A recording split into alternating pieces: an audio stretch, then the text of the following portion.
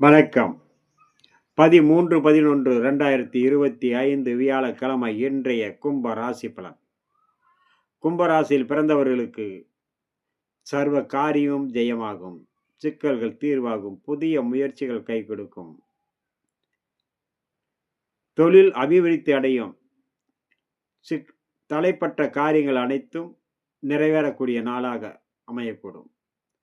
மேலோர்களுடைய ஆதரவு, தெய்வத்தின் அனுகூலம், உங்களுடைய மூதாதையர்கள், இஷ்ட தெய்வமான உங்களுடைய மகாவிஷ்ணுவை வழிபட சர்வ தோஷமும் நிவர்த்தியாகும்.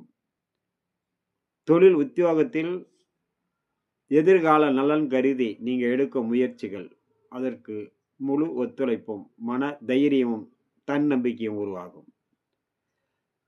கும்பராசியில் வரக்கூடிய அவிட்ட நட்சத்திரம் சர்வ காரிய ஜெயம்.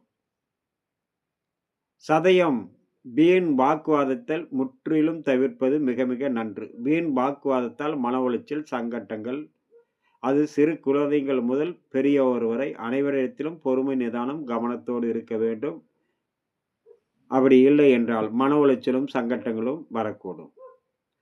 போராட்டாதி நட்சத்திரம் அனைத்து சிக்கல்களும் தடைகளும் விலகும். மன தெம்பும் தைரியமும் உடல் சோர்வு மனசோர்வு நீங்கி உடல் புத்துணர்ச்சியோடு செயல்படக்கூடிய நாளாக இன்றைய நாள் அமையக்கூடும். அடுத்ததாக நம்ம காண இருப்பது மீனராசி பலன்.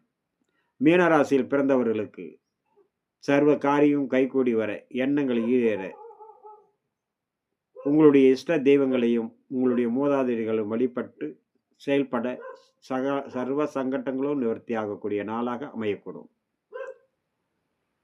வண்டி வாகனங்களில் பயணம் செய்யும் போது மிக மிக கவனத்தோடு இருக்க வேண்டும். உயரமான தளங்கள், கரண்ட், நெருப்பு, கூர்மையான ஆயுதங்களில் பணிபுரிபவர்கள் மிக மிக எச்சரிக்கையோடு இருக்க வேண்டிய நாளாக. நன்மை ஒரு பக்கம் தன்னை நாடி வரும். அதே நேரம் வேகமும் பதட்டமும் உங்களுடைய வீண் உடல் உபாதைகள் மன சங்கட்டங்களை உருவாக்கக்கூடும். பயணத்தின் போது தன் பொருளை பாதுகாப்போடு வைத்துக் கொள்ள வேண்டும். வேலை செய்யும் இடத்தில் கவனத்தோடு இருக்க வேண்டும். மீனத்தில் வரக்கூடிய பூரட்டாதி 4ஆம் பாதம் சர்வ காரிய ஜெயம். உத்திரட்டாதி அனைத்து விதத்திலும் கவனமும் எச்சரிக்கையும் நிதானமும் பொறுமையோடும் இருக்க வேண்டும். பயணத்தின் போதும் வேலை செய்யும் இடத்திலும். ரேவதி சர்வ சங்கட்டங்களும் நிவர்த்தியாகும். நினைத்தது நிறைவேறும்.